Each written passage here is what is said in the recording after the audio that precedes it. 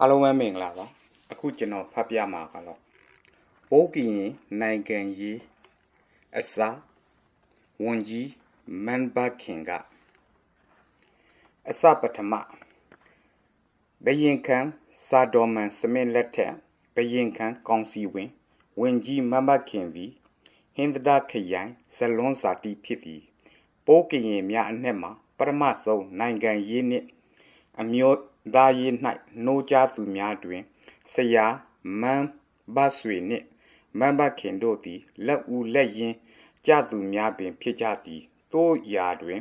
ဝန်ကြီးမန်ဘခင်သည်1948ခုနှစ်လွတ်လပ်ရေးရရှိ၍6လအကြာတွင်ကွယ်လွန်ခဲ့သည်ဖြစ်၍နောက်ခေတ်ကာလ၌သူ၏လောက်ရများနှင့်ပတ်သက်၍အလံကွာခဲ့ကြပေသည်အထူးသဖြင့်ကရင်နိုင်ငံရေး၏အစဖြစ်သောဒေါကလအသင်းကြီး၌ပိုးကရင်များထဲမှပထမဆုံးအတွင်ရေးမှုဖြစ်လာသူသည်မန်ဘခင်ပေဖြစ်သည်ယင်းသို့ဒေါကလအသင်းကြီးတွင်မန်ဘခင်အတွင်ရေးမှုဖြစ်လာစဉ်၌မြန်မာနိုင်ငံ၏အုပ်ချုပ်ရေးမှာပြောင်းလဲလာသည်ဖြစ်၍အမျိုးသားရေးကြိုးပမ်းမှုများမှလည်းပိုမိုပြင်းထန်လာခြင်းဖြစ်သည်မန်ဘခင်၏အတွင်ရေးမှုလက်ထက်ဒိုင်အာခီအုပ်ချုပ်ရေးတွင်ကရင်အတွက်ကိုယ်စားလှယ်9နေရာရရှိရေးကို၎င်း60ဌာန၌အုပ်ချုပ်ရေး၌ကရင်အတွက်အောက်လွှတ်တော်၌12နေရာနှင့်အထက်လွှတ်တော်၌3နေရာရရှိရေးကို၎င်းမန်ဘခင်သည်ဆွဲတမန်ဆောင်ရွက်ခဲ့သူပင်ဖြစ်သည်ထိုမှစစ်ပြီးခေ1945ခုနှစ်အောက်တိုဘာလ1ရက်နေ့မှ3ရက်နေ့အထိရန်ကုန်မြို့ကြီးမြင့်တိုင်းဦးလူနီလမ်းအိမ်အမှတ်2တွင်ပထမဆုံးဖွဲ့စည်းသည့်ကရင်အမျိုးသားဗဟိုအဖွဲ့ချုပ် KCO ၏ပထမဆုံးသောအတွင်ရေးမှုသည်လည်းမန်ဘခင်ပင်ဖြစ်သည်ယင်းသို့ KCO ကိုဖွဲ့စည်းထူထောင်ပြီးနောက်ထိုစဉ်ကမြန်မာပြည်ဘရင်ခံထံတင်သွင်းသည့်ကရင်အခွင့်ရေးတောင်းခံလွှာစာတမ်းတစ်စောင်ပေးပို့ရာတွင်ဥက္ကဋ္ဌစောသာတင်အတွင်ရေးမှုမန်ဘခင်လွတ်တော်အမတ်စောမြတ်သိ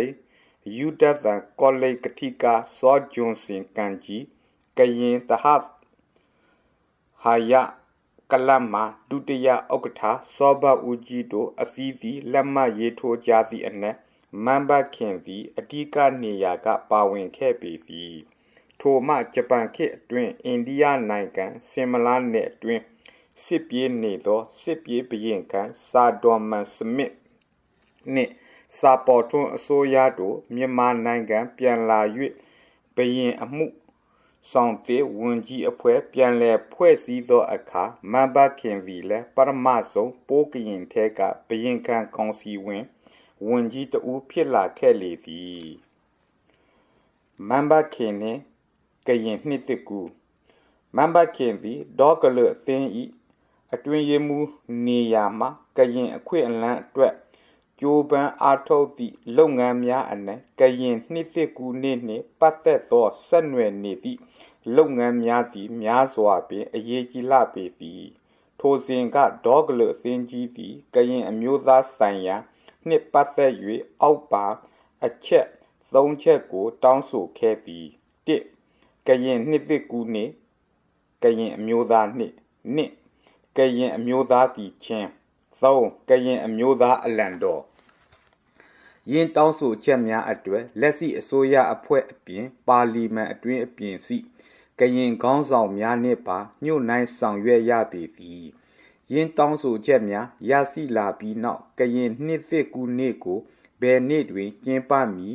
ကရင်အမျိုးသားတည်ခြင်းနှင့်အလံတော်ကိုမြည်သို့ဒီကုန်းဆက်ဆိုမည်မြည်သို့သောအတိတ်ဘယ်ကိုဖွဲ့ဆိုမည်အစရှိသောအသေးစိတ်လုပ်ငန်းများလှုပ်ဆောင်ရာတွင်များစွာပင်အရေးပါလာလေသည်ကရင်အမျိုးသားနှစ်သစ်ကူးနှင့်တတ်မှတ်ရေးနှင့်ပတ်သက်၍ကရင်မျိုးနွယ်အုပ်စုအများဆုံးမီတင်နေထိုင်သည်မှာသံတောင်နှင့်တောင်ငူနယ်အတွင်းဖြစ်၍ဒေါကလအသင်းခေါင်းဆောင်များနှင့်ပါလီမန်အတွင်းအပြင်ရှိ ခေါင်းဆောင်များသည်တောင်ငူဇာတိသားဖြစ်သောလွတ်တော်အမတ်စောဂျွန်စင်ဒီဖိုးမင်းနန်းရေးဝန်ဥပုလက်ထက်ပါလီမန်တွင်ဝင်အားတာဝန်ပေးလိုက်ကြသည်အလန်တော်ရွေးချယ်သတ်မှတ်ရေးကိစ္စနှင့်ပတ်သက်၍ကမန်ဘတ်ခင်အပေါ်တာဝန်ဖြစ်လာလေသည်ဤသို့ဖြင့်ဒေါကလအသင်းကြီးသည်ကရင်အမျိုးသားအလံတော်ကိုနမူနာထုတ်၍ရေးဆွဲပေးကြပါရန်ကရင်အမျိုးသားထုထံကမ်းလှမ်းလိုက်လေသည်အချိန်တန်သောနမူနာအဖြစ်တင်ပြလာသည့်ကရင်အလံတော်ပေါင်း100ရောက်ရှိလာသည်ထိုအလံ100အနက်မှပနာမအနေဖြင့်အလံ12ခုကိုရွေးချယ်လိုက်သည်ဒုတိယအဆင့်နမူနာအလံ12ခုအထက်မှအကြိုက်ဆုံးအလံ3ခုကိုဆက်ပြီးရွေးကြ၏ထိုအကြိုက်ဆုံး3ခုအနက်တွင်နောက်ဆုံးစကားတင်အဖြစ်ဝန်ကြီးမန်ဘတ်ခင်ရေးဆွဲတင်ပြသောယခုအသုံးပြုသောအလံကိုကရင်အမျိုးသားအလံတော်အဖြစ်အပီးသတ်မှတ်ရွေးချယ်လိုက်ကြပေသည်အလံဤအတိတ်ပဲမန်ဘတ်ခင်သည်သူရေးဆွဲတင်ပြသောကရင်အမျိုးသားအလံတော်နှင့်ပတ်သက်၍အောက်ပါတိုင်းအနက်အတိတ်ပဲဖွင့်ဆိုထားလေသည်အနီအဖြူအပြာ3ရောင်ချဲ့တွင်တသစ္စာနေဝန်းနှင့်ဖားစီပါစီသောအတိတ်ပဲမှာ1အနီရောင်သည်ကရင်အမျိုးသားများ၏ရဲရစ်ချင်းနှင့်သူရတတ္တိပြည့်စုံခြင်းကိုဖော်ဆောင်ထားသည့်အတိတ်ပဲဖြစ်သည်2အဖြူရောင်သည်ကရင်အမျိုးသားများ၏သဘောထားဖြူစင်သန့်စင်စင်ကြယ်ခြင်းကိုဖော်ဆောင်ထားသည့်အတိတ်ပဲဖြစ်သည်3အပြာနုရောင်သည်ကရင်အမျိုးသားများ၏ဖြောက်မတ်တည်ကြည်ခြင်းနှင့်သစ္စာရှိခြင်းကိုဖော်ဆောင်ထားသည့်အတိတ်ပဲဖြစ်သည်4တသစ္စာနေဝန်းသည်ကရင်အမျိုးသားများ၏ဖွံ့ဖြိုးတိုးတက်ခြင်းကိုဖော်ဆောင်ထားသည့်အတိတ်ပဲဖြစ်သည်5ဖားစီသည်ကရင်အမျိုးသားများ၏သာယာဝပြောခြင်းကိုဖော်ဆောင်ထားသည့်အတိတ်ပဲဖြစ်သည်အခမ်းအနားများတွင်ကရင်အမျိုးသားအလံတော်ကိုစိုက်ထူရာနပြည်တော်စုမြန်မာနိုင်ငံတော်၏အလံကိုလက်ရာဘက်တွင်စိုက်ထူ၍ကရင်အမျိုးသားအလံတော်ကိုလက်ဝဲဘက်တွင်စိုက်ထူသည်ကရင်အမျိုးသားအလံတော်၏ကျင်အင်လက္ခဏာကိုကိုစားပြုဖော်ညွှန်း၍မန်ဘတ်ခင်တီထွင်ခဲ့သည့်ကရင်အမျိုးသားအလံတော်သည်ယခုအခါနှစ်အားဖြင့်60ကျော်ခဲ့ပြီးဖြစ်သည်နိုင်ငံအသီးသီးနှင့်လူမျိုးအသီးသီးတို့တွင်မိမိတို့၏အတိတ်ပဲဖြစ်မိမိတို့နိုင်ငံတော်အလံနှင့်အမျိုးသားအလံတော်များစီကြပေရာမဘခင်တီထွင်သောကရင်အမျိုးသားအလံတော်သည်အကြောင်းအားလျော်စွာတိဘက်အလံတော်နှင့်သော၎င်းမက်ဆိုဒိုနီးယားအလံတော်နှင့်၎င်းများစွာပင်စင်တူလက်စီပေသည်အထူးသဖြင့်တိဘက်အလံတွင်ဖားစီမပါတိမှလွဲ၍မန်ဘတ်ခင်ဤကရင်အလံကဲ့သို့ပင်အနီရောင်အဖြူရောင်အပြာရောင်တွင်တသစ္စာနေဝန်းနှင့်နေချီများဖြာထွက်လက်စီပေသည်ဝန်ကြီးမန်ဘတ်ခင်သည်ကရင်နှစ်သစ်ကူးနှင့်အခမ်းအနားတွင်ဝန်ကြွားစွာအမျိုးသားအလံတော်ကိုလွှင့်ထူနိုင်ရန်စွမ်းဆောင်ချက်အပြင်ကရင်ရိုးရာအဝတ်အစားကိုဝတ်စားဆင်ရင်နိုင်ရန်၎င်းစကောကရင်များအတွက်မိမိတို့၏အမိစစ်၌ဝိသေသပြုခေါ်ဆိုနိုင်ရန်စောနှင့်နော်ကို၎င်းပိုးကရင်များအတွက်ငယ်စဉ်စနှင့်နန့်ကိုသုံး၍ကြီးလာသောအခါမန်းနှင့်ဂတ်ကိုအသုံးပြုနိုင်ရန်သူသေသနာပြုစာပွေခဲ့လေသည်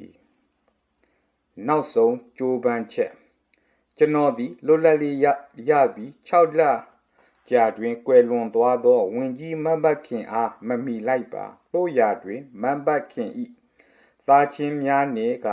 လွန်စွာယင်းနီးခွင့်ရခဲ့သည်ကြီးပင်တိုင်းမြို့နယ်အမှတ်နှင့်ဦးလူနီလမ်းနေအိမ်သည်ဝင်ကြီးမန်ဘတ်ခင်ဤသားချင်းများနေထိုင်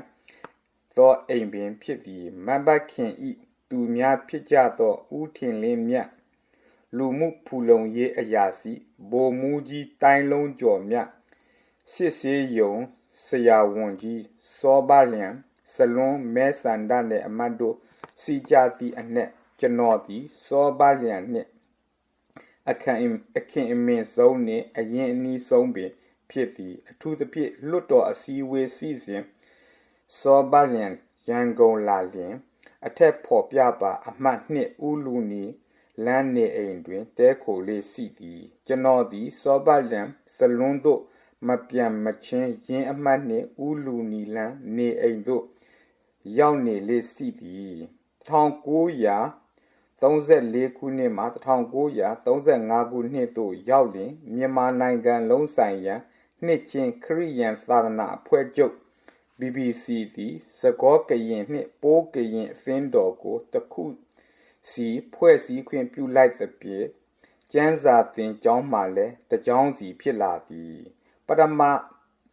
တိကနန်းဖြင့်အကျိုးပေးသောမန်ဘခင်သည်ယင်းပိုးကရင်ကျမ်းစာသင်ကျောင်း၏ပထမဆုံးသောကျောင်းအုပ်ကြီးပင်ဖြစ်လာလေသည်မန်ဘခင်၏မိဘများမှာဦးကီနှင့်ဒေါ်မင်းအောင်တို့ဖြစ်ကြသည်1889ခုနှစ်တွင်စလွန်မြို့၌မွေးဖွားသည်မွေးချင်းလေးဦးစီရာမန်ဘခင်သည်အငယ်ဆုံးဖြစ်သည်၎င်းတို့မှာဒေါ်တွင်ဦးနှင့်ဦးဘိုမြတ်3ဒေါ်စောရင်4မန်ဘခင်တို့ဖြစ်ကြသည်မူလတန်းနှင့်အလယ်တန်းကိုဇာတိဟင်္ဒ၌နေပြီးရန်ကုန်တွင်10တန်းအောင်သည့်မန်ဘခင်သည် BA အောင်ပြီးနောက်အခြားသောခေါင်းဆောင်များကဲ့သို့အစိုးရဝန်ထမ်းမလုပ်ဘဲအမျိုးသားနိုင်ငံရေးလောကထဲသို့တောက်လောက်ဝင်လာခဲ့သည်1920ခုနှစ်အသက်33နှစ်တွင်ဇနီးသည်ဒေါ်နန်းရင်နှင့်အိမ်တော်ကြသည်သားသမီး3ဦးထွန်းကားရာ၎င်းတို့မှာ1ဦးချာလီခင်2ဦးဝေဖရက်3ဒေါ်ခရိုလိုင်းတို့ဖြစ်ကြသည်မန်ဘခင်သည်တောင်သာတီးတံပြထူထောင်ခဲ့သောဒေါကလအသင်းကြီးတွင်အစမှအဆုံး1946ခုနှစ်အထိသက်တန်းစီစွာတာဝန်ထမ်းဆောင်ခဲ့သည်ဂျပန်ခေတ်အတွင်းဒေါကလအသင်းကြီး၏ဥက္ကဋ္ဌမှာဝတ်လုံတော်ရစောဘအောင်ဖြစ်၍နောက်ဆုံးအတွင်းရေးမှူးမှာမန်ဘခင်ပင်ဖြစ်သည်1945ခုနှစ်အောက်တိုဘာလတွင်ပထမဆုံးဖွဲ့စည်းသည့် KCO ၏ပထမဆုံးအတွင်းရေးမှူးမှလည်းမန်ဘခင်ပင်ဖြစ်၏ထိုမှ1946ခုနှစ် KCO နှင့် KYO ပေါင်းစည်း၍ KNU ဖွဲ့စည်းရာတွင်ပထမဆုံးသော KNU ၏ဘန္ဒာရေးမှူးလည်းမန်ဘခင်ပင်ဖြစ်လေသည်မန်ဘခင်သည်စစ်ပြေးဘရင်ခံစာတော်မန်စမစ်၏ဘရင်ခံကောင်စီဝန်ကြီးအဖွဲ့တွင်ကျမ်းမာရေးဌာနဝန်ကြီးဖြစ်ခဲ့၏ဂျပန်ခေတ်ကရင်ဗမာချစ်ကြည်ရေးကိုကရင်မြို့တွင်နေထိုင်၍တာဝန်ခံကာလလှုပ်ဆောင်ခဲ့သည်စစ်ပီးခေတ်၌ဗိုလ်ချုပ်အောင်ဆန်းဖဆပလကိုပြန်လည်ဖွဲ့စည်းရာတွင်ကရင်အတွက်အမှုဆောင်နှစ်နေရာထားသည့်အနက်မန်ဘခင်သည်အမှုဆောင်လူကြီးတဦးဖြစ်ခဲ့သည်ယင်းသို့သေတဖန်သက်တဆုံးအမျိုးသားနိုင်ငံရေးတစ်ခုတည်းကိုသာနှစ်စီလများလှုပ်ဆောင်ခဲ့သောဝန်ကြီးမန်ဘခင်သည်လွတ်လပ်ရေးရရှိ၍6လအကြာ1948ခုနှစ်ဇွန်လ19ရက်နေ့အသက်62နှစ်တွင်ကွယ်လွန်ခဲ့သည်အဆုံးထိနားထောင်ပေးသည့်အတွက်အားလုံးကိုကျေးဇူးတင်ပါသည်ကျွန်တော်ရဲ့ channel လေးကို like and share လုပ်ပေးဖို့အားလုံးကိုတောင်းဆိုချင်ပါသည် subscribe မလုပ်ရသေးတဲ့ညီကိုများလည်း subscribe လုပ်ပေးဖို့တောင်းဆိုချင်ပါသည်ကျေးဇူးတင်ပါသည်အားလုံးပဲမင်္ဂလာပါအခုကျွန်တော်ဖတ်ပြပေးမှာကတော့ဗမာထွက်ရက်ဂိုင်းအဖွဲ့ဝင်ဝန်ကြီးစောဖေသာသူလည်းပသိမ်သာထင်ပေါ်ကျော်ကြားသောကရင်ခေါင်းဆောင်များစွာတို့သည်ပသိမ်ဇာတိသားများပင်ဖြစ်ကြသည်ဒေါက်တာသီးတံပြဒေါက်တာဆန်စီဖိုစောဘဦးကြီးစောစံဖိုးတင်စောဖေသာအားလုံးတို့သည်ပသိမ်နယ်ဇာတိသားများဖြစ်ကြပေသည်တို့ရာတွင်သီးတံပြဆန်စီဖိုးနှင့်စံဖိုးတင်တို့မှာဆင်းရဲသောမိဘများကမွေးဖွားလာကြ၍အမေရိကန်နှစ်ချင်းသာသနာပြုဆရာများ၏ထောက်မမှုဖြင့် အမေရိကန်ပြည်ထောင်စုတွင်ကိုတူးကိုချွန်ကပညာသင်ခဲ့ကြရတော်လဲစောဖေသာနှင့်စောဘဦးကြီးတို့ညီအကိုဝန်ကွဲမှာမိဘများကချမ်းသာကြွယ်ဝသဖြင့်အင်္ဂလန်တွင်မိမိစရိတ်ဖြင့်မိမိဝတ်လုံးပွဲကိုရယူခဲ့ကြသူများပင်ဖြစ်ကြသည်1904ခုနှစ်တွင်စောဖေသာကိုဇာတိဘဲကရက်ရွာ၌မွေးဖွားသည်ဖခင်မှာဥနုဖြစ်သည်စောဘဦးကြီး၏ဖခင်ဥသာမြတ်ကြီးနှင့်စောဖေသာ၏ဖခင်ဥနုတို့သည်ညီအကိုအရင်ခောက်တော်ကြသည်မိဘမျိုးရိုးမှာချမ်းသာကြွယ်ဝသောလေပိုင်စင်များဖြစ်ကြသည်မိဘများသည်သားများမွေးဖွားထားသဖြင့်ဒေါင်တာသီးတံပြဒေါင်တာဆန်စီဖိုးတို့၏နမူနာကိုကြည့်၍သားများကိုပညာတတ်ဖြစ်စေလိုသည်ထိုစဉ်ကကရင်တို့၏ပညာရေးဗဟုချက်မှသည်နှစ်ချင်းသာသနာ၏ပညာရေးလုပ်ငန်းကိုအကြောင်းပြုလက်ပသိမ်မျိုးဖြစ်သည်တို့ရာတွင်စောဘဦးကြီး၏ဖခင်ဥသာမြတ်ကြီးနှင့်စောဖေသာ၏ဖခင်ဥနုတို့ညီအကိုသည်သူတို့သားများအတွက်ပသိမ်မျိုးပညာရေးလောက်ဖြစ်အာရတင်းတိမ်ချင်းမရှိကြသို့ဖြစ်ပိုမိုချမ်းသာသောကြွယ်ဝသောဥသာမြတ်ကြီးသည်သားဖြစ်သူစောဘဦးကြီးအားမော်လမြိုင်မြို့အင်္ဂလိပ်စာသီးသန့်ကျောင်းမှတဆင့်ဘီလာတွင်ပညာသင်စေ၏ဥနုသည်သားဖြစ်သူစောဖေသာအားရန်ကုန်ကောလိပ်တွင် BA ပြီးသောအခါမှဘီလာတွင်ဝတ်လုံပွဲကိုရယူစေခဲ့သည်တို့ရာတွင်ထိုခေတ်ထိုအခါခမိဘများ၏စရိတ်ဖြင့်စောဖေသာနှင့်စောဘဦးကြီးတို့နှစ်ယောက်စလုံးဘီလာတွင်ဝတ်လုံပွဲရစီခဲ့ကြသည်ပြီးလင်ဘီလာမှပညာဆောင်၍အမိနိုင်ငံသို့ပြန်လာရာတွင်လဲညီကိုတော်နှစ်ယောက်စလုံးဘီလာသူကျင်ရတော်များနှင့်အတူပြန်လာခဲ့ကြသည်စောဖေသာနှင့်နိုင်ငံရေးစောဖေသာသည်ဘီလာတွင်ဝတ်လုံဘွဲရယူခဲ့တော်လဲမြန်မာပြည်ပြန်ရောက်သည်နှင့်စောဘဦးကြီးတဲ့နိုင်ငံရေးလောကသို့အဝင်စောခဲ့သည်ထိုစဉ်ကဒိုင်အာခီနှင့်60ဌာနခေတ်နိုင်ငံရေးလောကတွင်ဘီလာပြန်ဝတ်လုံပွဲရသည့်ရေပန်းစားသဖြင့်ယင်းသို့စောပေသာနိုင်ငံရေးလောကသို့အဝင်စောသည်လည်းဖြစ်နိုင်သည်ပြီးလျင်စောပေသာသည်ပသိမ်ဇာတိဖြစ်တော်လဲသူ၏နိုင်ငံရေးဘဝကိုပသိမ်ဇာတိတွင်အခြေမခံဘဲ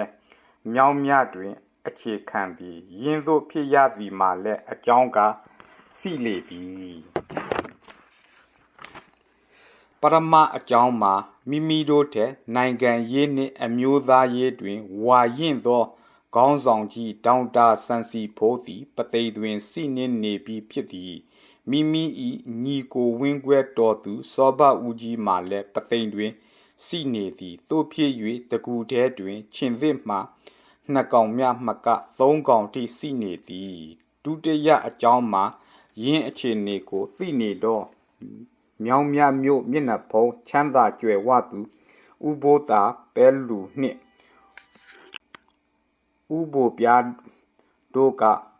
မြောင်းမြသို့စောဖေသာအားခေါ်ယူ၍မြောင်းမြကရင်မဲဆန္ဒနယ်အတွက်အမက်အဖြစ်ရွေးချယ်ရစီရန်ဆောင်ရွက်ပေးကြခြင်းလဲပါဝင်သည်နောက်သောအခါတွင်စောဖေသာနေထိုင်သောဆွေသားကုန်းအားစောပေသာကုန်းဟုခေါ်တွင်လာခဲ့ကြသည်ဤစာရေးသူသည်စောပေသာ၏မြေတူဖြစ်သောဂလန်စတုန်နှင့်ကျောင်းနေဘက်ဖြစ်ခဲ့ဘူးလေသည်ဝန်ကြီးစောဖေသာ၏နိုင်ငံရေးစံတထမှုသည်60ဌာနအုပ်ချုပ်ရေးနှင့်ဆက်ဆက်နေသည်60ဌာနအုပ်ချုပ်ရေးအတွက်ဥပဒေပြုလွှတ်တော်ရွေးကောက်ပွဲကို1936ခုနှစ်နိုဝင်ဘာလတွင်ကျင်းပသည်စောဖေသာမှာမြောင်းမြကရင်မဲဆန္ဒနယ်မှအောက်လွှတ်တော်အမတ်တူဖြစ်လာသည်ယင်းရွေးကောက်ပွဲ၌9ပွင့်ဆိုင်ကအမတ်နေရာ46နေရာရတော်လဲအစိုးရမဖွဲ့နိုင်သဖြင့်အမတ်နေရာ16နေရာသာရသောဒေါင်တာပတ်မော်၏ညွန့်ပေါင်းအဖွဲ့ကိုဘရင်ခံကအစိုးရဖွဲ့စီရာအစိုးရဖွဲ့နိုင်သဖြင့် တောင်တာဘတ်မော်မှာနန်းရည်ဝင်ဖြစ်လာပြီးစောဖေသာမှာတောင်တာဘတ်မော်ဤအစိုးရအဖွဲ့တွင်ဝင်ကြီးတဦးဖြစ်လာသည်နောက်ပိုင်းတွင်စကားအဖြစ်ဥပပေဤငါးပွင့်ဆိုင်အဖွဲ့သည်အမတ်နေရာ46နေရာရတော်လဲ90လောက်ကယာတုလိုချင်ကြသဖြင့်အဝေမတက်ဖြစ်ကအစိုးရမဖွဲ့နိုင်ဟုဆိုကြလေတော့သည်ဝန်ကြီးစောဖေသာနှင့်ကရင်နှစ်သစ်ကူထိုစဉ်ကအထွေထွေနိုင်ငံရေးမကျေနပ်မှုအပေါ်တွင်ចောင်းသားများ၏အထွေထွေတပိတ်တိုက်ပွဲကြောင့်နန်းရည်ဝင်တောင်တာဘတ်မော်၏အစိုးရအဖွဲ့အကြက်တဲတွေ့နေစဉ်ဥပုနှင့်ဥစောတို့ပူပေါင်း၍အယုံကြည်မစီအစိုးတင်ကအစိုးရသက်တမ်း2နှစ်တွင်နန်းရည်ဝင်တောင်တာဘတ်မော်အစိုးရပြုတ်ကျသွားလေသည်ဤတွင်တောင်တာဘတ်မော်၏အစိုးရအဖွဲ့ပြုတ်ကျရန်ရိန်းနေဖြစ်နေစဉ်သာယာဝတီဆရာစံဘောအပါဝင်ကရင်အမတ်များ၏မေတ္တာရက်ခံချက်အရဝန်ကြီးစောဖေသာသည်မိမိ၏အစိုးရအဖွဲ့ဝင်ဝန်ကြီးအခွင့်အာဏာကိုအကြောင်းပြုလျက်အစိုးရအဖွဲ့မှတစဉ်ဘရင်ခံထံကရင်အမျိုးသားနှစ်သစ်ကူနေ့အားဘရင်ခံ၏အခွင့်အာဏာဖြင့်တရားဝင်ကျင်းပခွင့်သတ်မှတ်ပေးရန်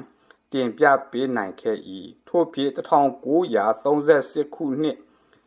ပြာသိုလဆန်တရက်နေ့တွင်ပထမဆုံးတရားဝင်ကျင်းပသည့်ကရင်နှစ်သစ်ကူနေ့ဖြစ်လာလေသည်ယင်းပထမဆုံးတရားဝင်ကျင်းပခွင့်ရရှိခဲ့သည့်ကရင်အမျိုးသားနှစ်သစ်ကူနေ့ကိုတဝင်လွှာပေးပို့သည့်ကရင်အမျိုးသားခေါင်းဆောင်9ဦးအနက်စောဖေသာမှတဦးပင်ဖြစ်သည်တောင်တာဘတ်မော်၏အစိုးရအဖွဲ့သည်2နှစ်မြသက်တမ်းရှိတော်လဲဥပု၏အစိုးရအဖွဲ့မှာတစ်နှစ်ပင်သက်တမ်းမဆက်နိုင်ခဲ့ပြီတစ်တော်ရေးရာဌာနဝန်ကြီးဦးစောသည်နန်းရည်ဝင်တောင်တာဘတ်မော်အားအယုံကြည်မစီအစိုးတင်၍ဖြုတ်ချလိုက်သည့်နီးတူယခုလဲဦးစောသည်တစ်တော်ဌာနဝန်ကြီးမှနှုတ်ထွက်လိုက်ပြီးဥပု၏အစိုးရအားအယုံကြည်မစီအစိုးတင်ကဖြုတ်ချလိုက်လေပြန်သည်ပြီးလင်ဦးစောသည်မိမိကိုယ်တိုင်နန်းရည်ဝန်တက်လို့၍အစိုးရဖွဲ့လိုက်သည်ဥပု၏အစိုးရလက်ထက်၌ပညာရေးဝန်ကြီးစောဘိုးချစ်မှနန်းရည်ဝင်ဥပုနှင့်အတူပြုတ်ကျသွား၏စောဖေသာမှနန်းရည်ဝင်ဥစောလက်ထက်တွင်ဒုတိယအကြိမ်အစိုးရအဖွဲ့ဝင်ဝန်ကြီးပြန်ဖြစ်သောပြန်သည်တရားရေးဌာနကိုကန်ရသည်ဤသို့ဖြင့်တောင်တာဘတ်မော်ဥပုဥစောအစိုးရ3ဖွဲ့တွင်စောဖေသာသည်အစိုးရအဖွဲ့ဝင်ဝန်ကြီးအဖြစ်2ကြိမ်ပြန်ဖြစ်လာသည်သို့ရာတွင်ထိုစဉ်ကမြန်မာပြည်သူများသည်တောင်တာဘတ်မော်ဥပုဥစောခေါင်းဆောင်သောအစိုးရ3ဖွဲ့စလုံးကိုမထောက်ခံဘဲအောက်ပါအတိုင်းတန်ကျက်ထိုး၍စမ်းကျင်တိုက်ခိုက်ခဲ့ကြလေသည်သေကန်နီမရိတ်ခါယူအဘိဇာထူတာငပုညွန့်ပေါင်းလက်သစ်ယာတုယူတိုင်းပြည်စုရင်သူတို့ကြောက်ပဲဗမာပြည်ကြီးနှစ်ဖို့ဖန်ကလိန်ညံနဲ့ငစောမို့တက်လို့လာသူမျက်နာအဆက်မစီညာတာဝါဒလှိတ်လို့ဖန်မျိုးချစ်ညံကဗတ်မော်လိုပဲ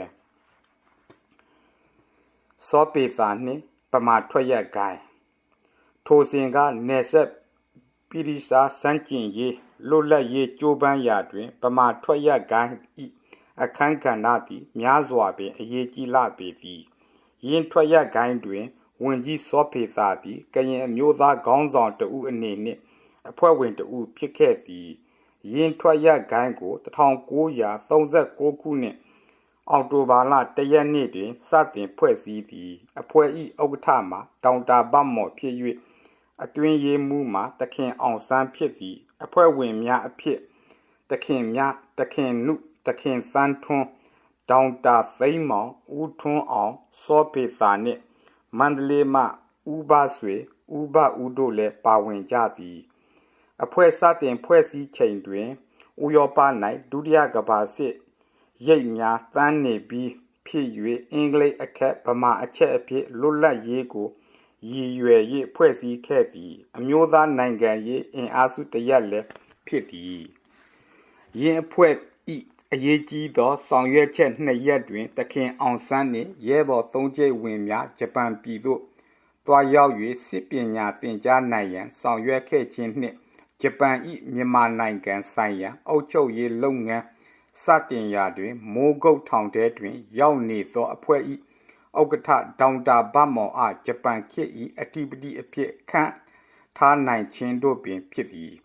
ထို့သို့နယ်ချက်ပြည်သည့်စာစမ်းကျင်ရေးနှင့်မြန်မာလွတ်လပ်ရေးကြိုးပမ်းမှုဗမာထွက်ရက်ဂိုင်းဤအဖွဲ့ဝင်ခေါင်းဆောင်တူဖြစ်သောဝန်ကြီးစောပေသာသည်ထိုစဉ်ကနိုင်ငံရေးတွင်အမျော်မြင်နေပါသောမြို့ဝကျွန်းပေါ်စီသခင်တစုကြောင့်ဂျပန်ဝင်စတွင်မြောင်းများ၌တပ်ဖြတ်ချင်းခံလိုက်ရသည်ယင်းကိစ္စနှင့်ပတ်သက်၍တိုင်းပြုပြည်ပြုလွှတ်တော်အစည်းအဝေးတွင်သခင်နုဦးနုကဗိုလ်ချုပ်အောင်ဆန်းဤဂုံပုတ်များကိုဖော်ထုတ်ရင်းဖြင့်အောက်ပါတိုင်းပြောကြားခဲ့လေသည်ဂျပန်ခေတ်တုန်းကအမတန်အသိဉာဏ်နည်းတဲ့လူငယ်တစုဟာအင်္ဂလိပ်ကိုမောင်းထုတ်ပြီးတော့ကရင်ပဲစီတယ်ဆိုပြီးရွာတွေမီးဆိုအဲ့ဒီလိုဟာတွေမတော်မတရားကိစ္စတွေကိုလှုပ်တဲ့အတွက်ကရင်တွေကအတော်စိတ်နာပြီးကရင်ဗမာအထီးကယုံမှာမြို့ဝကျွန်းပေါ်တွင်အတော်ဖြစ်ခဲ့သည်အဲ့ဒီလိုဖြစ်ခဲ့တဲ့ကိစ္စကိုအမှန်စင်စစ်ဟိုအချိန်အခါတုန်းကနိုင်နိုင်နင်းနင်းနဲ့ကရင်ဗမာချစ်ကြည်ရေးကိုရအောင်မလုပ်နိုင်ခဲ့ရင်မိဟာဒီအချိန်ထိလောင်နေမှာပဲအခုလိုအခါမှာကရင်ကိုယ်စလဲတွေနဲ့ကျွန်တော်တို့နဲ့တိုင်းပြည်ပြုလွတ်တော်ထဲမှာဆွင်ပြပညီရင်အကိုလိုချစ်ခင်တွေ့ဆုံဖို့အခြေအနေတွေမရှိဘူးဆိုတာဟိုအခါကကရင်ဗမာအထီးကယုံကရင်ဗမာစိတ်နာကြီးနေတဲ့အခါကနေပြီးကရင်ဗမာချစ်ကြည်ရေးကရင်ဗမာနားလည်ရေးဆိုတာရောက်အောင်ဗမာဘက်ကနေမလုတ်ခဲ့တာဘယ်သူလဲဆိုရရင်ဗိုလ်ချုပ်အောင်ဆန်းဖြစ်ခဲ့တဲ့အကြောင်းခေါင်းဆောင်ကြီးတွေကအတိအလင်းဝန်ခံပါလိမ့်မယ်နိုင်ငံရေးနှင့်အမျိုးသားရေးလုပ်ငန်းများတွင်အဖွဲ့အစည်းအရပုဂ္ဂိုလ်ရေးအရအားပြိုင်ကြစမြဲဖြစ်လေရာဝန်ကြီးစောပေသာသည်1929ခုနှစ်တွင်စတင်ဖွဲ့စည်းသော BKLA Buddhist Karen National Association တွင်ဆရာတော်ဦးပန္တိဝန်သစောဘသန်းဆွေတို့နှင့်အတူဝန်ကြီးစောပေသာသည်ဦးဆောင်ပါဝင်ခဲ့သည်လွတ်လပ်ရေးရပြီးခေတ်၌ဆွေဓာကုန်းခေါ်စောပေသာကုန်းတွင်ဝန်ကြီးစောပေသာ၏အထိတ်အမှတ်ကြောက်တိုင်ကိုစိုက်ထူထားလေသည်အဆုံးထိနားထောင်ပေးတဲ့အတွက်အားလုံးကိုကျေးဇူးတင်ပါသည်ကျွန်တော်ရဲ့ channel လေးကို like and share လုပ်ပေးဖို့အားလုံးကိုတောင်းဆိုချင်ပါသည် subscribe မလုပ်ရသေးတဲ့ညီကိုများလည်း subscribe လုပ်သွားဖို့တောင်းဆိုချင်ပါသည်ကျေးဇူးတင်ပါသည်အားလုံးပဲမင်္ဂလာပါအခုကျွန်တော်ဖတ်ပြပေးမှာတော့နှလုံးရည်သမားဆရာသာထိုးပျော်၍မာသည်လောကတွင်အကြံဖြစ်အဖြစ်လူနှမျိုးနှစ်စားရှိသည်ကိုတွေ့ကြရပေမည်တမျိုးတစားသည်အပြင်တံ၌မာကြောပြီးအတွင်၌ပြော့၏အခြားတမျိုးတစားသည်အပြင်တံ၌ပြော့၍အတွင်မာကြော၏ဆရာသာထိုးသည်အပြင်တံ၌ပြော့ပြောင်း၍အတွင်၌မာကြောလှသည်ခိုင်ခန့်လှသည့်တနည်းအားဖြင့်ကျိန်ပင်ကဲ့သို့ဖြစ်သည်ဆရာသာထိုးသည်အမျိုးသားနိုင်ငံရေးနှင့်စတင်ခဲ့တော်လဲအမျိုးသားယဉ်ကျေးမှုတွင်အဆုံးသတ်ခဲ့သည်1945ခုနှစ်ဩဂုတ်လ19ရက်နေ့နေသူရိန်အစည်းအဝေးကြီးမှာဖတာပလာဗဟိုအဖွဲ့ဝင်36ဦးကိုရွေးချယ်ရာတွင်ကရင်အမျိုးသား3ဦးမန်ဘတ်ခိုင်စောဘဦးကြီးဆရာသာထိုးထိုထဲတွင်ဆရာသာထိုးသည်တဦးဖြစ်သည်1943ခုနှစ်ဂျပန်ခေတ်နှင့်ဂျပန်ကပေးသောလွတ်လပ်ရေးရရှိပြီးနောက်၌ကရင်ဗမာချစ်ကြည်ရေးအတွက်အဓိပတိဒေါက်တာဗမော်မှဖိတ်ကြားခဲ့သည့်ကရင်အမျိုးသားခေါင်းဆောင်15ဦးတွင်ဆရာသာထိုးသည်တဦးဖြစ်သည်ထိုမှလိုအပ်သလို ဗမာခေါင်းဆောင်များနှင့်ဆွေးနွေးညှိုနှိုင်းနိုင်ရန်ရန်ကုန်တွင်တာဝန်ခံနေကြံရစ်ခဲ့သည့်ကရင်ခေါင်းဆောင်၄ဦးဝတ်လုံတော်စောဘမောင်မန်ဘခင်စောဘဦးကြီးဆရာသာထိုးအနက်ဆရာသာထိုးမှာတဦးဖြစ်သည်ဤသို့ဖြင့်ဂျပန်တော်လှန်ရေးစတင်သောအခါမူလကပင်ကရင်ဗမာနားလည်မှုရထားသောကြောင့်များစွာအစဉ်ပြေခဲ့လေသည်ဆရာသာထိုးသည်စစ်ပြီးခေတ်ပထမဆုံးပြန်လည်ဖွဲ့စည်းသည့်ကရင်အမျိုးသားအဖွဲ့ဖြစ်သည့် KCO ၏ပထမဆုံးသောတွဲဘက်အတွင်ရေးမှူးလည်းဖြစ်သည်1948ခုဖေဖော်ဝါရီလတွင်ကျင်းပသော KCO နှင့် KYO ပေါင်းစည်း၍ KNU ဖွဲ့စည်းသောအခါပထမဆုံး KNU ၏အထွေထွေအတွင်းရေးမှူးသည်လည်းဆရာသာထိုးပင်ဖြစ်သည်1949ခုနှစ်အင်းစိန်အရေးခင်းကိုအကြောင်းပြု၍ကရင်ချမ်းမီးဆိုးခံရပြီးနောက်၌ဆရာသာထိုးသည်ထောင်ထဲသို့ရောက်ခဲ့ရသည်ထိုမှဆရာသာထိုးသည်တော်လှန်ရေးကောင်စီလက်ထက်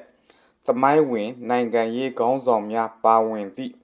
33ဦးအကြံပေးအဖွဲ့ကိုဖွဲ့စည်းသောအခါအဖွဲ့ဝင်တဦးအဖြစ်ပါဝင်လာသည်ဆရာသာထိုး၏ဘဝတွင်ဝန်ကြီးဝန်ကလေးလည်းမဖြစ်ခဲ့ကျောင်းဆရာမှလွဲ၍အစိုးရဝန်ထမ်းပင်မလုပ်ခဲ့တို့ရာတွင်ဆရာသာထိုးသည်အနေတည်သည်အပြောတည်သည်မိမိ၏ယုံကြည်မှုအပေါ်တွင်တည်ကြည်ခိုင်မြဲသည်သို့ဖြစ်၍လောကအသီးသီး၏ယိုသေးလေးစားခြင်းကိုခံရ၏ငယ်စဉ်ဘဝ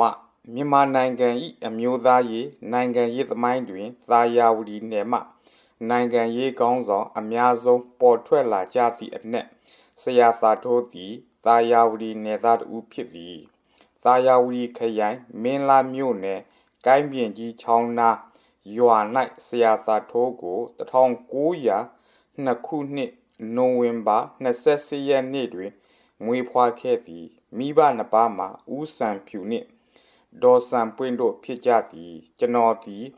အကြောင်းကိစ္စတစ်ခုဖြင့်မင်းလာမြို့သို့ရောက်ရှိစဉ်ဒေသခံမိတ်ဆွေများ၏ကူညီမှုဖြင့်ဆရာသာထိုး၏ဇာတိကိုင်းပြင်ကြီးချောင်းနာရွာသို့ရောက်ခဲ့ဖူး၏ငယ်စဉ်ကဆရာသာထိုးသည်ကိုင်းပြင်ကြီးချောင်းနာရွာမူလတန်းကျောင်းမှပင်စတင်ပညာသင်ကြားသည်ရွာကျောင်း၌စတုတ္ထတန်းအောင်ပြီးနောက်သာယာဝတီမြို့ကရင်အထက်တန်းကျောင်းသို့ပြောင်းရွှေ့နေသည်1921ခုနှစ်တွင်ရင်းကျောင်း၌ပင်10တန်းအောင်သည်ထိုမှဂျက်ဆင်ကောလိပ်၌ဥပဇတ်အထက်တန်းအောင်သည်စာဝတ်နေရေးအရကျန်အင်းစိတ်ကြီးစီအင်္ဂလိပ်မြန်မာအထက်တန်းကျောင်းတွင်ကျောင်းဆရာသွားလုပ်သည်ထိုမှတဆင့်ဇာတိသာယာဝတီမြို့ ABN အထက်တန်းကျောင်းနှင့်ရန်ကုန်မြို့ခရီလန်ရေကျော်လန်းစီမက်ဒရစ်အထက်တန်းကျောင်းတို့တွင်အထက်တန်းပြဆရာအဖြစ်အမှုထမ်းခဲ့သည်ထိုစဉ်ကထိုကျောင်းများသည်သာသနာပြုအဖွဲ့ပိုင်ကျောင်းများဖြစ်ကြသည်1929ခုနှစ်တွင်ဇနီးသည်နော်အေးမေနှင့်အိမ်ထောင်ကြသည်အိမ်ထောင်သက်အတွင်းတဦးတည်းသောသမီးဖြစ်သည်နော်မာဂရက်ကိုထွန်းကားသည်ဆရာသာထိုးသည်အနေအထိုင်ကြည်လင့်သည်ဇနီးသည်မှာငွေကြေးအထိုက်အလျောက်ကျွယ်ဝသူဖြစ်၍ကြီးမြင့်တိုင်းအေယာဝတီဝင်းအတွင်းစီကရင်ခြေတန်းစေအိမ်ကြီးအိမ်ကောင်းတရားစဉ်ထဲတွင်ဆရာသာထိုး၏အိမ်မှာတလုံးပင်ဖြစ်သည်ရင်းသို့ဖြစ်စစ်ကြီးဖြစ်လာ၍ရန်ကုန်မြို့ကိုဂျပန်လေယာဉ်ကပထမဆုံးဘုံကျဲသောအခါဆရာသာထိုးသည်ရန်ကုန်မှဇာတိသာယာဝတီမြို့တွင်ပြန်နေသည်ဂျပန်ခေတ်အတွင်းဆရာသာထိုးသည်ပညာရေးအမြင်မှတဆင့်အမျိုးသားနိုင်ငံရေးအမြင်သို့ပြောင်းလဲလာလေသည်အမျိုးသားနိုင်ငံရေးအစဂျပန်ဝင်စမြို့ဝကျွန်းပေါ်ဒေသတွင်ဖြစ်ပွားသောကရင်ဗမာပဋိပက္ခသည်သာယာဝတီနယ်အတွက်ပါထိုစဉ်ကစိုးရိမ်ဖွယ်အခြေအနေရှိလာသည်ဤတွင်သာယာဝတီခရိုင်အတွင်းစီဗမာခေါင်းဆောင်များနှင့်ကရင်ခေါင်းဆောင်များသည်အမျှော်အမြင်ကြီးမားစွာဖြင့်ထိမ့်သိမ်းနိုင်ခဲ့ကြသည်ဗမာခေါင်းဆောင်များထက်ကသခင်ချစ်မောင် ယခုဝိဒူရသခင်ချစ်မောင်နှင့်ကရင်ထဲမှဆရာသာထိုးတို့သည်စေတန်းကပါဝင်ခဲ့ကြသည်သို့ဖြစ်၍ဂျပန်ခေတ်တွင်သာယာဝတီခရိုင်နှင့်ပြည်ခရိုင်တွင်ကရင်ဗမာပဋိပက္ခမဖြစ်ရလေအောင်အချိန်မီထိမ့်သိမ်းနိုင်ခဲ့ကြသည်ဤသည်ကိုအကြောင်းပြု၍ဂျပန်ခေတ်အဓိပတိဒေါန်တာဘမောင်ကကရင်ဗမာချစ်ကြည်ရေးတီဆောက်ရန်အတွက်အနေနဲ့အရရမှကရင်ခေါင်းဆောင်15ဦးကိုဖိတ်ကြားရာတွင်ဆရာသာတို့လည်းပါဝင်ခဲ့သည်ထိုမှရန်ကုန်မြို့ပေါ်တွင်နေ၍ဗမာခေါင်းဆောင်များနှင့်ဆွေးနွေးညှို့နှိုင်း၍စေလုပ်ငန်းစဉ်များဆက်လက်လှုပ်ဆောင်ရန်လိုအပ်သည့်ဖြစ်ရာဆရာသာတို့သည်ရန်ကုန်မြို့ပေါ်တွင်နေ၍တာဝန်ခံရမည်ကရင်ခေါင်းဆောင်၄ဦးထဲတွင်တဦးအဖြစ်နေကြံရစ်ခဲ့ရသည်ထိုမှစစ်ပီးကာလနှင့်လွတ်လပ်ရေးအကျိုး KCO နှင့် KNU ဖွဲ့စည်းရာတွင်ဆရာသာတို့သည်စစ်ဦးပါဝင်ခဲ့သည်ခေါင်းဆောင်တဦးလည်းဖြစ်သည့်ကရင်အမျိုးသားဆိုင်ရာအခွင့်အလမ်းများတောင်းဆိုသည့်အစည်းအဝေးတိုင်းတွင်ဆရာသာတို့သည်ကရင်အမျိုးသားခေါင်းဆောင်တဦးအနေနှင့်ခေါင်းဆောင်ပါဝင်ခဲ့သည်တို့ရာတွင်ဆရာသာတို့၏မူလတဘာဝပင်ကိုယ်စရိုက်မှာစောက်စီးထိမ့်သိမ်းနိုင်သူဖြစ်ပေရာပြင်းထန်လာသောအမျိုးသားရေးလိုင်းကရက်အတွင်းမှပင်နှုတ်မလွန်အောင်လက်မကျွံအောင်နေထိုင်နိုင်ခဲ့လေသည်ဆရာသာထိုးသည်နှလုံးရည်သမားဖြစ်၍အခြားသောအမျိုးသားရေးခေါင်းဆောင်များမစွမ်းဆောင်နိုင်သောလုပ်ငန်းနှစ်ခုကိုလှုပ်ဆောင်နိုင်ခဲ့သည်ယင်းမှာအမျိုးသားရေးအထောက်အပံ့ဖြစ်စေရန်စာအုပ်ရေးသားထုတ်ဝေခြင်းပင်ဖြစ်၏ KNU အထွေထွေအတွင်းရေးမှူးအနေနှင့်ဆရာသာထိုးရေးသားထုတ်ဝေခဲ့သောစာအုပ်နှစ်အုပ်မှာ1လွတ်လပ်ရေးလမ်းစဉ်2ကရင်နှင့်နိုင်ငံရေးပြဿနာစာအုပ်နှစ်အုပ်ပင်ဖြစ်သည်လွတ်လပ်ရေးလမ်းစဉ်စာအုပ်အဖုံ၌ KNDO ၏အဓိကခေါင်းဆောင်3ဦးဖြစ်သောမန်ဘတ်ဆန်စောစန်းကေစောဟန်ထာသာမွေတို့ပုံကိုအသီးသီးဖော်ပြထား၏ယင်းစာအုပ်တွင်ထူးခြားမှုတစ်ခုအနေနှင့်ဖော်ပြထားသည်မှာစာစာပါပါဖြစ်သောစောဘဦးကြီး၏စောင်းပါတစ်ပုဒ်ပင်ဖြစ်သည်စောဘဦးကြီးအားဥပဒေရုပ်ကောင်းခြင်းနှင့်စကားပြောကောင်းခြင်းကိုသိကြတော်လဲမြန်မာစာအရေးသားကောင်းခြင်းကိုကသိသူအလွန်နည်းပါ၏ဆရာသာထိုး၏စာအုပ်တွင်ပါသောစောဘဦးကြီးရေးသားသည့်အစိုးရတရက်၏ကောင်းခြင်းအင်္ဂါစောင်းပါကိုဖတ်ရလျင်စောဘဦးကြီး၏မြန်မာစာအရေးအသားကောင်းခြင်းကိုမျှမကစောဘဦးကြီး၏နိုင်ငံရေးလစ်လာမှုအတိတ်အနက်ကိုပါလစ်လာဖတ်စုနိုင်ကြပေသည်ဆရာသာထိုးနှင့်ထောင်စု1949ခုနှစ်ဇန်နဝါရီလအတွင်းအင်းစိန်အရေးခင်းကိုအကြောင်းပြု၍ KNU ထိပ်တန်းခေါင်းဆောင်များရန်ကုန်မြို့မှထွက်ခွာသွားသောအခါဆရာသာထိုးသည်လိုက်ပါမသွားဘဲရန်ကုန်မြို့တွင်၌ပုံအောင်ကြံရစ်ခဲ့၏ယင်းသို့ပုံအောင်ကြံရစ်ခဲ့သဖြင့်ကရင်ချံမီးဆိုးခံရသောအခါဆရာသာထိုးသည်ရင်းမြေကွင်းကိုမြက်ဝါထင်ထင်မြင်ရယုံမကမိမိ၏ခင်မတော်သူဇနီးသည်၏ညီမတူကြည်သင်း၍သေဆုံးသည်ကိုပါမြင်တွေ့ခဲ့ရသည်ခေါင်းဆောင်တူပင်ဖြစ်သည့်ထိုသို့လုံခြုံစွာပေါင်းအောင်နေသောလဲဆရာသာထိုးအတွက်မလုံခြုံအင်းစိန်အရေးခင်းဖြစ်ပွားနေစဉ်ဆရာသာထိုးပေါင်းအောင်နေရာမှဖမ်းဆီးခြင်းခံလိုက်ရသည်ဤသို့ဖြစ် KNU ထိပ်တန်းခေါင်းဆောင်တူဖြစ်သောဆရာသာထိုးသည်ပထမဆုံးရန်ကုန်ထောင်ထဲဝင်ခဲ့ရသူဖြစ်သည်ရန်ကုန်ထောင်ထဲ၌နှစ်နှစ်တိနေခဲ့ရသည်ဆရာသာထိုးသည်ထောင်ကထွက်ပြီးနောက်အမျိုးသားနိုင်ငံရေးနှင့်တိုက်ရိုက်ဆက်သွယ်မှုများပြတ်တောက်သွားလေသည်စားဝတ်နေရေးအတွက်ရခင်လုပ်ခဲ့သောမက်ဒရစ်ကျောင်းတွင်ကျောင်းဆရာပြန်လုပ်ရသည်ယင်းသို့ကျောင်းဆရာလုပ်ရင်းဖြင့်ရခင်မပြီးဆုံးသေးသောပညာရေးကိုအဆုံးသတ်လိုက်သဖြင့် BA အောင်သွားသည်ထိုမှကျောင်းဆရာအလုပ်ကနားသောအခြေအနေရလှုပ်လို့ကလုံနိုင်ရန် BL ဝတ်လုံဆောင်မွေးပွဲကိုတနေ့တလံပကံပဲပြေးမလဲ